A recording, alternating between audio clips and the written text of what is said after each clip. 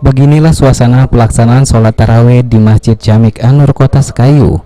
Sejumlah warga baik orang dewasa maupun anak-anak sangat antusias mengikuti pelaksanaan sholat tarawih di minggu pertama dalam bulan suci Ramadan. Namun meski demikian, warga yang menjadi jamaah masjid tersebut harus tetap mematuhi protokol kesehatan dan tidak boleh melebihi kapasitas masjid yang telah ditetapkan pemerintah, yaitu hanya 50% saja. Meskipun demikian, tidak mengurangi khusyuknya jamaah Masjid An-Nur untuk tetap beribadah. Pengurus Masjid Jamik An-Nur Kota Sekayu menuturkan jika pengerjaan sholat tarawih pada tahun ini hampir sama dengan tahun sebelumnya. Karena ini masih dalam suasana pandemi COVID-19, maka jamaah masjid harus dibatasi sebanyak 50% saja. Selain itu juga imam sarankan untuk membaca bacaan sholat yang pendek-pendek agar mempersingkat waktu berkerumun di dalam masjid. Bagi jamaah yang ingin tadarus setelah sholat tarawih masih diperbolehkan, namun tetap harus dibatasi sebanyak 10 orang saja.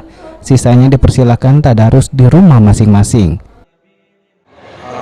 Jadi begini, kita masih tetap memperhatikan masalah COVID-19 ini kan, jadi yang 5M tadi. Nah, kemudian kita memperhatikan juga surat edaran dari Bapak Menteri Agama.